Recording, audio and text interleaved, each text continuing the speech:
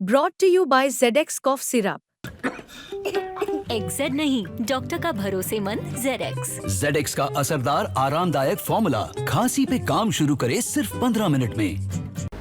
आप creamy layer ला के क्या किसको फायदा देना चाहते हैं कि क्रीमी लेयर लाकर आप एक तरफ अछूत समाज को, शेड्यूल कास्ट को कुचल रहे हैं और दूसरी तरफ जो लोग हजारों सालों से सभी चीजें एंजॉय किए हैं उनको दे रहे हैं। ये इसके लिए मैं ये कंडम करता हूँ। मैं आज पढ़ा प्राइम मिनिस्टर ने कुछ बोला है कि हम इसको हाथ नहीं लगाए, तो इमीडिएटली आप करना चाहिए। क्रीमी लेयर इसको लागू नहीं होगा तो पार्लियामेंट में ही लाना चाहिए था। देखिए, पिछले दिनों सुप्रीम कोर्ट के 7 जजेस ने जो फैसला दिया है, जिसमें उन्होंने SC/ST वर्ग के लोगों को सब कैटेगराइजेशन की बात की है और इसी फैसले में क्रीमी लेयर की भी बात की गई है। भारत में SC समुदाय के लोगों के लिए आरक्षण बाबा साहब अम्बेडकर के पुनः पैक्ट के माध्यम से मिला था। बाद में पंडित जवाहरलाल नेहरू जी, महात्मा गांधी जी, इन्होंने वो जो रिजर्वेशन पॉलिसी है कि जिसको पुनः पैक्ट में मान्यता दी थी, वो कंटिन्यू किया गया। तरीके अलग अलग होंगे लेकिन उसको कंटिन्यू किया गया और हमारे भूतपूर्व प्रधानमंत्री हमारे जवाहरलाल नेहरू जी और महात्मा गांधी जी, देश के राष्ट्रपिता, इन्होंने जो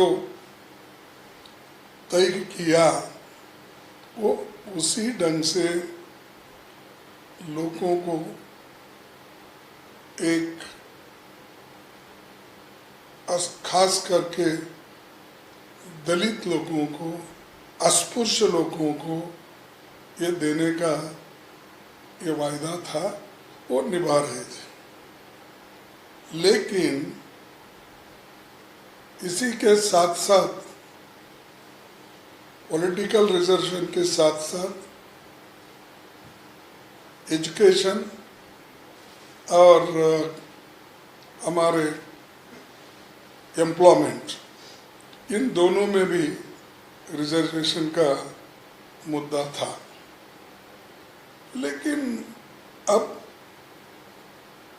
SC/ST के लोगों को क्रीमी लेयर के नाते उस बात पर उनको निकालना ये बहुत ही एक SC/ST के ऊपर एक बहुत ही बड़ी कुराड़ी उन्होंने डाली है और ये इरादा कि बीजेपी का आहिस्ता आहिस्ता रिजर्वेशन खत्म करना। एक तरफ से सरकारी नौकरियां जो थी, उन नौकरियों को उन्होंने प्राइवेट प्लेयर्स को पब्लिक सेक्टर सौंप के खत्म कर रहे हैं। लाखों वैकेंसीज है, वो भर्ती नहीं कर रहे। और दूसरी मजे की बात यह है कि इतने बैकलॉग वैकेंसीज हैं, उन बैकलॉग वैकेंसीज में शेड्यूल कास्ट के सभी ग्रुप मिलके भी कोशिश करने के बावजूद भी वहां पर भर्ती नहीं हो रहे।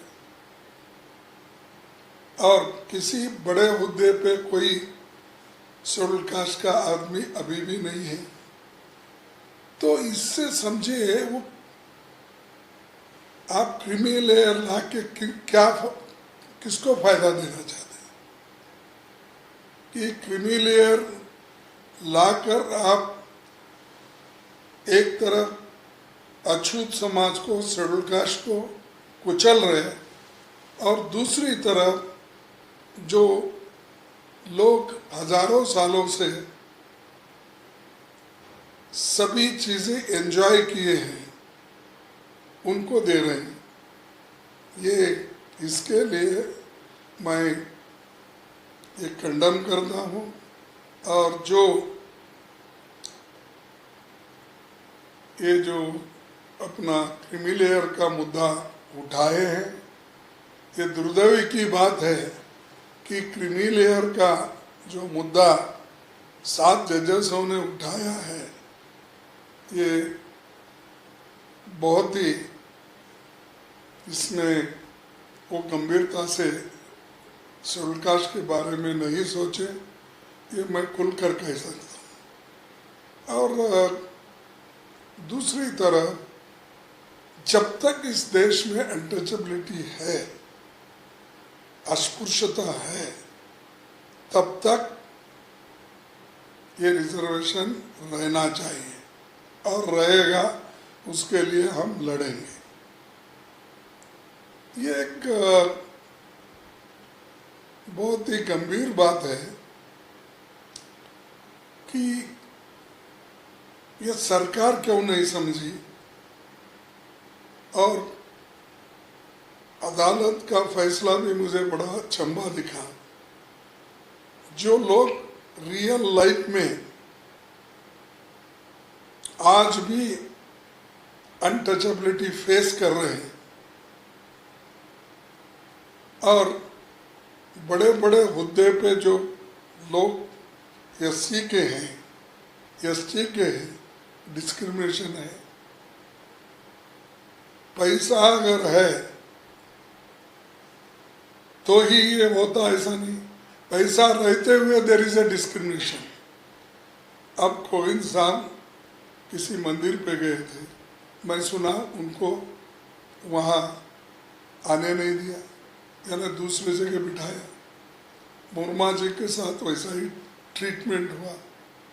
ऐसे कई मुद्दे हैं जहाँ पर डीसीज है, एसपीज है, और यहाँ तक आपको मैं बताना चाहता हूँ, चंद एरिया कर्नाटक में भी ऐसे हैं जिस गांव में वो आने ही नहीं देते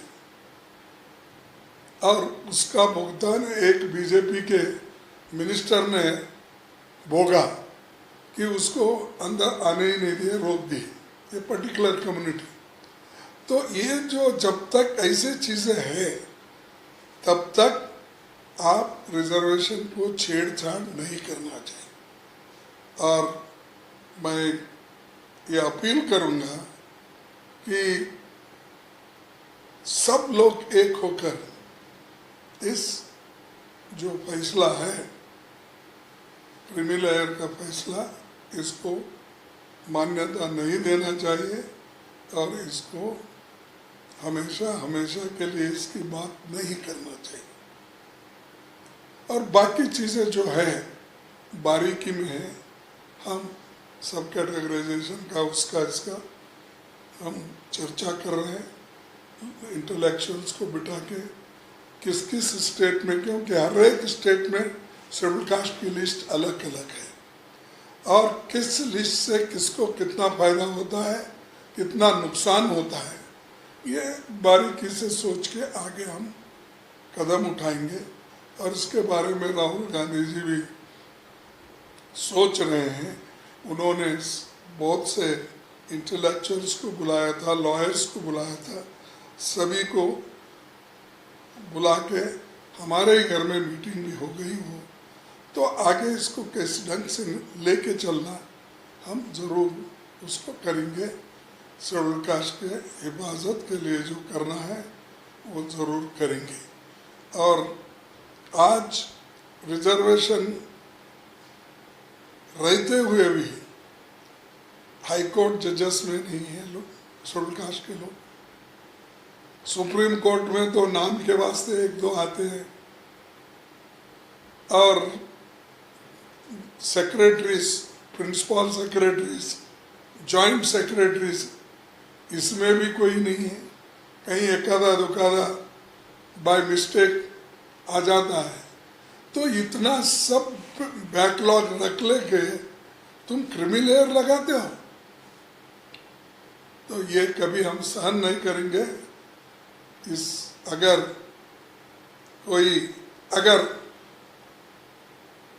कोई मैं आज पढ़ा प्राइम मिनिस्टर ने कुछ बोला है कि